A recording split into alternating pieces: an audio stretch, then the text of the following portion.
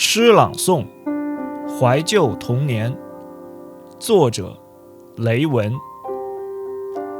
我之所以怀旧，是心中有一份不甘的执着，是妈妈快要到家时，还不愿关掉电源的忐忑，是用湿毛巾搭在发烫变压器上等待的焦急，是卡带电池耗尽后掉档的无语愤怒，是一次次被击倒的落寞。看 BOSS 还在屏幕上叫嚣跳跃，哪怕只剩下最后一条 life， 拿起你的手柄再来一把。还没完啊，童年。以上内容只是为了开场铺垫，不是重点。大家好，我是雷文。1983年7月15日，任天堂在日本发售第3代8位家用游戏主机，名为家庭电脑，英文简称 FC。1985年10月18日，在北美发售同款主机，但外形不同，名为任天堂娱乐系统，英文简称 NES， 由此奠定了家用机的霸主地位。国内玩家习惯按照日版主机的外形配色，俗称为红白机。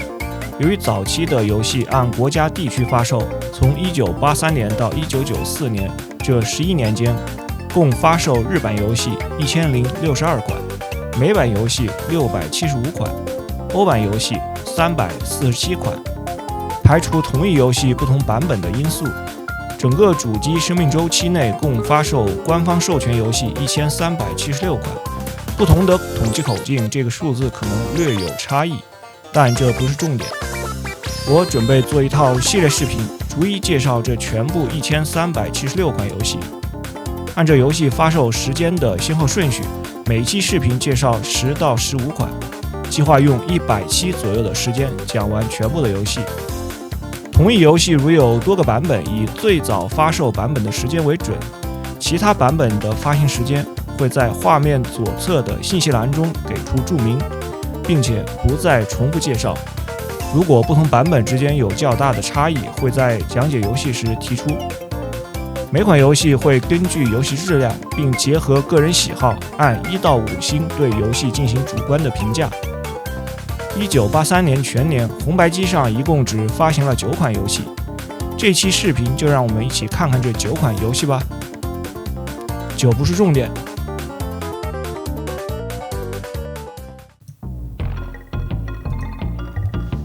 大金刚，与 FC 主机同一天发售的3款首发游戏之一，游戏移植于1981年同名爆款街机游戏，这是任天堂的里程碑意义的作品。游戏挽救了当时公司的财务危机，在各个平台都带来了巨大的商业收益，也为后续任天堂走向巅峰迈出了第一步。这是游戏大师宫本茂设计的第一款游戏，也是马里奥第一次登场的游戏。尽管早期他还只是被称为跳跳人，而且马里奥的出场竟然是因为当时的任天堂没有能够拿到大力水手的角色授权，不得不重新设计的一个角色。游戏的故事设定是大猩猩森喜刚作为一只宠物，逃脱了他主人的掌控，绑架了马里奥的女友波琳，并把他带到一处建筑工地，等待前主人到来。马里奥赶到建筑工地，试图救出自己的女朋友。玩家要用方向键来控制马里奥从屏幕画面的左下方出发，通过跳跃、躲避障碍、爬上梯子等一系列动作到达画面最上方的台阶即为过关。一旦被障碍物或者火球等碰到，马里奥就会倒下，两腿一蹬。玩家需要从本关的最初位置重新开始，除了移动和跳跃躲避之外，唯一一种可以打破障碍的方式就是拿到锤子道具。马里奥大叔拿到锤子后会立刻变得兴奋，六亲不认地挥舞起手中的大锤向前开道。这个时候游戏的音乐也会变得激动人心。但可能是由于锤子太重的原因，这个时候的马里奥就不能爬梯子了。FC 版的游戏一共有3个不同的场景关卡，第一关的敌人主要是森喜刚抛下的滚筒和后方出现的火球。第二关的敌人变成了火球和顶部扔出的跳板，同时需要通过上下移动的2部电梯向上推进。画面内的雨伞和电话作为额外奖励，供玩家选择拿取。第3关，玩家需要躲避火球的同时，拔掉连接建筑材料的8个铆钉。达成后，森喜刚会从上方摔下，就能成功救出女友波琳。至于后来为什么恋人关系破裂，马里奥劈腿桃花公主，任天堂和宫本茂并没有给出官方解释，我们也就无从得知了。3个场景过后，游戏会进入下一个循环，画面右上方游玩的轮次会加1，重复开始3个关卡，游戏难度会增加，包括障碍物的移动速度加快、数量上升，并时不时地出现在不规则的路线上。作为一款早期的移植到 FC 的游戏，游戏的品质在当时毋庸置疑。以现在的眼光来看，游戏性还在，但游戏的流程时间太短。如果作为碎片时间的小游戏来消遣，还是不错的。个人评价3颗星。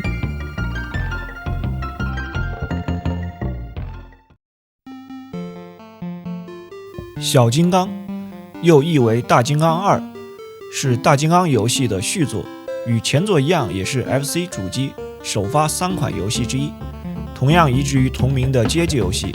街机版小金刚的发售时间是1982年。这款游戏主要由宫本茂和他的同事，曾经任天堂首席硬件工程师横井军平共同设计的，后者是掌机 Game Watch 和 Game Boy 的设计人，同时也是银河战士游戏的设计师。在上一座森喜刚被马里奥击败后，马里奥把他关进了森林的笼子里。森喜刚的儿子森乐刚前往森林解救父亲。本作当中，马里奥成了反派角色，主角则变成了小猩猩森乐刚。游戏的玩法和上一座类似，玩家需要通过控制森乐刚移动、跳跃和攀爬藤蔓，到达画面上方的笼子附近，并拿到平台旁边的钥匙即为过关。可以通过森乐刚触碰水果，用掉落的水果消灭敌人。游戏有4个不同的场景关卡。第一个关卡中，小金刚在丛林平台上行走、跳跃、攀爬藤蔓，同时需要避开机械鳄鱼。第二个关卡增加了弹簧和移动的绳索，小金刚必须利用这些弹簧和绳索才能继续前进，同时还要躲避空中鸟儿的攻击。第3关则变成了避开电路周围移动的火花，而在最后一关中，避开鸟儿攻击的同时，通过攀爬铁链将6把钥匙推到顶部的笼子里，就可以救出大金刚。和上一座一样，所有场景过关后会进入到下一轮的重复关卡，游戏的难度会上升。和前作大金刚比起来，在当时不管是游戏的质量和市场销量都足够优秀。我个人觉得呢，在多轮通关后，难度会比前作更大一些，同时耐玩度要更高。个人评价3颗星。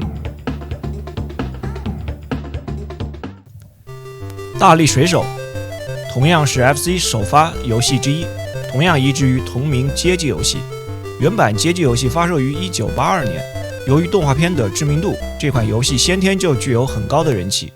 游戏的玩法是大力水手波派需要在画面中不停地移动，躲避布鲁托的追赶，同时收集画面上方大美女奥利弗掉落的物品。波派不能跳跃，只能通过游戏中的场景地形进行躲避，可以用拳头击落布鲁托扔出的酒瓶或者其他的干扰物品，但拳头无法直接击打布鲁托。每一关都有一次吃菠菜的机会，吃到菠菜后的大力水手立即兴奋的皮肤充血，可以不费吹灰之力将布鲁托弹飞。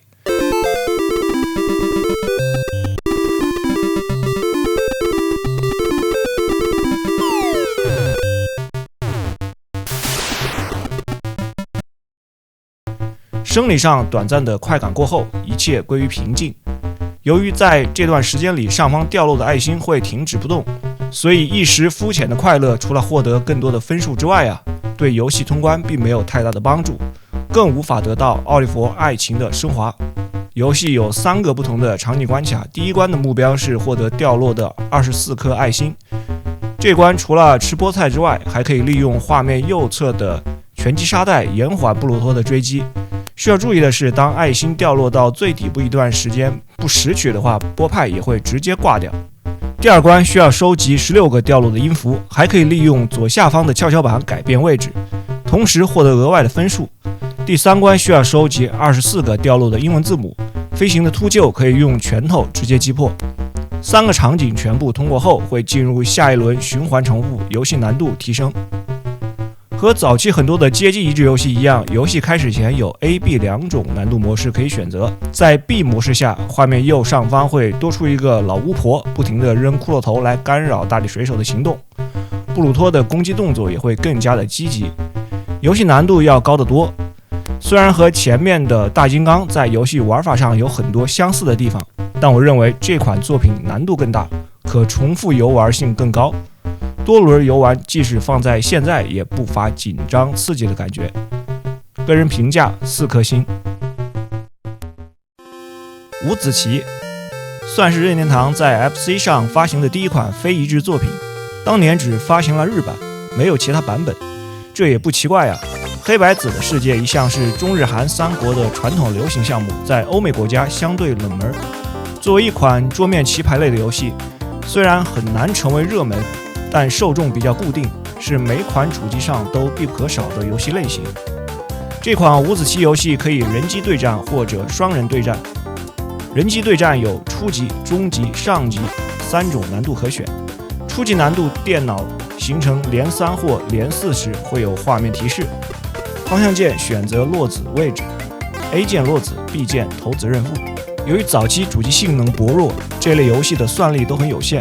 我料想电脑水平不会太高。根据我多年五子棋业余高手的亲测，3种游戏难度电脑都没有布局概念这一说。初级难度下，电脑只能傻瓜式的走连3连4，防守也只计算眼前的第一步，基本上是走到哪儿算哪呀。高级难度下，进攻和防守可以计算到2到3步以后。这样的人机难度对我这种高手显然没有任何的挑战。但对于会下五子棋但水平一般般的玩家，还是有尝试的价值的。游戏评价2颗星。麻将同样是任天堂发售的一款桌面棋牌类游戏，同样也只发行了日版。麻将作为一款游戏，你可以对它不感兴趣，但作为我们的民间国粹啊，你绝对不能忽视它的存在。在我们这代人小的时候，对这款游戏可能都没有多少感觉，但它绝对是当年父辈们玩的最多的红白机游戏之一，既可以过牌瘾，输了也不用掏钱，这就是这类游戏最大的价值啊！如果要细数各种主机上麻将游戏的数量以及五花八门的玩法，就不难发现，日本人对这项国粹的热情绝对不比我们低。而且作为红白机上第一款麻将游戏，当年的销量更是达到了惊人的213万份，在所有红白机游戏中排名第9。游戏分为初级、中级、上级3种游戏难度。进入对局后，操作上手十分容易，左右方向键移动方框，选择对应的牌 ，A 键摸牌或出牌，上下方向键结合 B 键选择胡牌、吃、碰、杠、立直等指令。关于日本麻将中的立直，就是听牌的意思。听牌后如果立直，结算时会记为一番。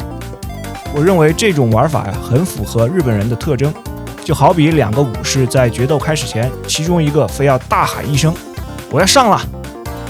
另外需要注意的是，如果在不是胡牌状态下按下胡牌指令，会被视为诈胡，直接扣除12000元。这个游戏还有一个小特点，在按下暂停键后，会切换到专门的茶歇界面。可以说这项设计非常的贴心，从紧张刺激的牌桌上抽出来，喝杯茶放松身心，生活也无外乎如此吧。这也间接说明了后来在国内很多地方开设的名为某某茶楼，实际里面是棋牌室的这种创意，并不是中国人发明的。游戏的个人评价3颗星。马里奥兄弟又一部宫本茂与横井军平共同开发的游戏。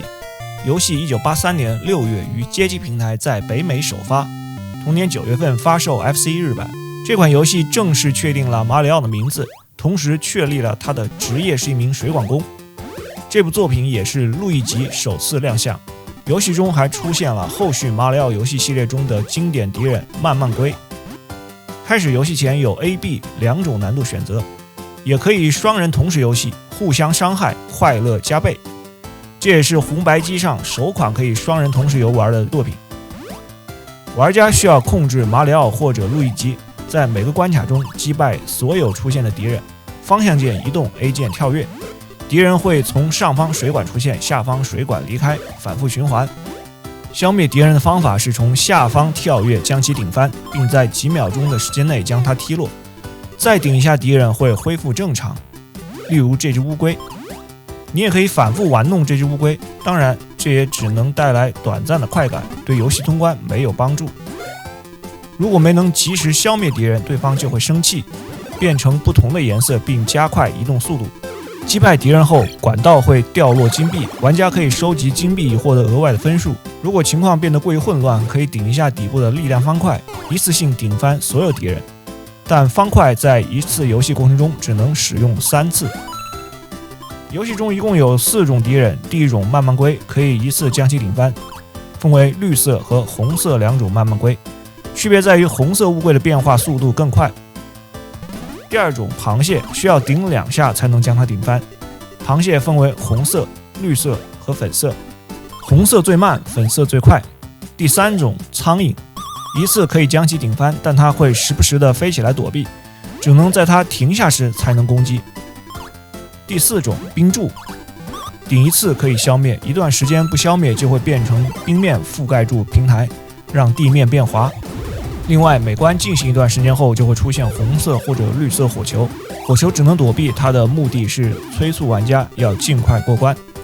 游戏的操作手感有很大的惯性，马里奥移动、停止和改变方向并不是一瞬间完成的，而是基于这种惯性，跳跃也是如此。这需要玩家熟练操作才能高效的移动，避免从平台上掉落或滑向敌人。如果默认的滑溜程度还不够，平台覆盖上一层冰后会变得更滑。游戏通过13关后会开始进入迭代循环，每通过几关都会有一个奖励关卡。13关以后，每5关是一个循环，只要你愿意，而且技术水平足够，可以一直玩下去。游戏的玩法简单但十分耐玩，游戏性十足。如果2个人一起玩，放在现在也是乐趣无穷。个人评价4颗星。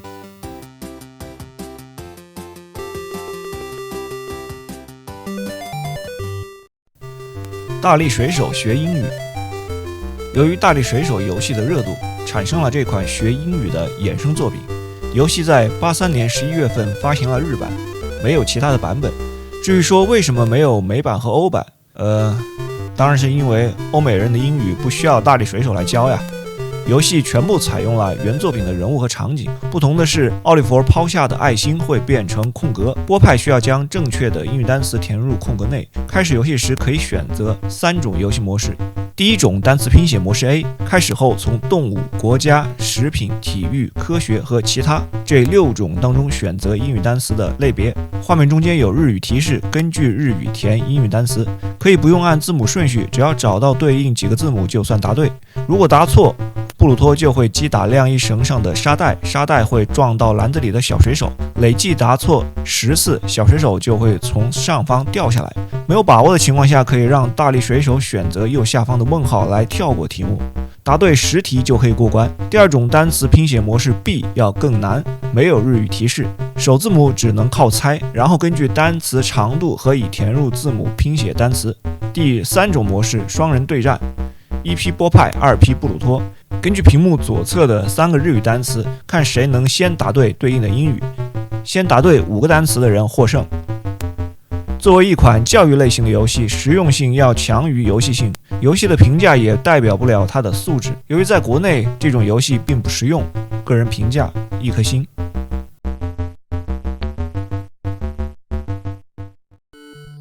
棒球，红白机上的首款棒球游戏。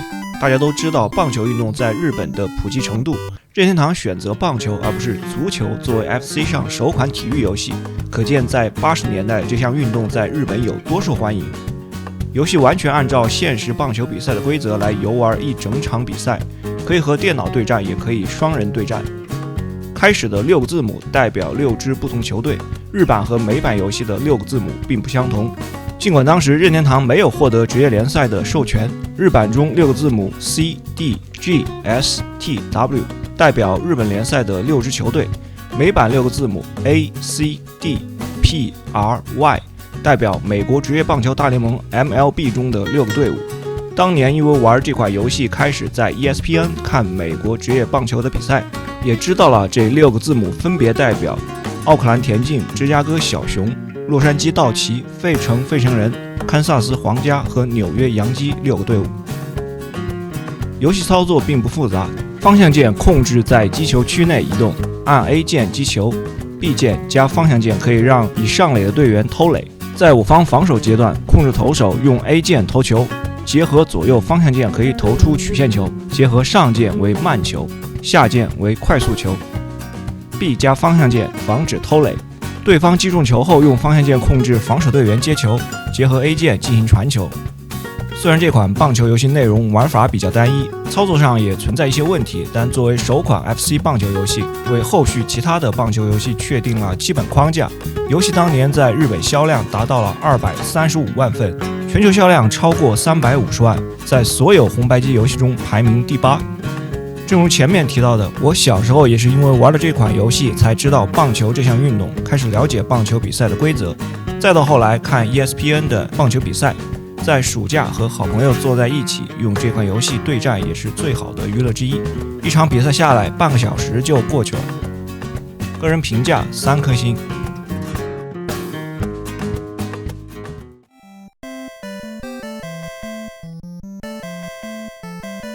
小金刚学算术。小金刚游戏的衍生作品，主题是森喜刚教森乐刚学习算术。游戏有2种模式，第一种计算模式可以单人玩或者双人同时游玩。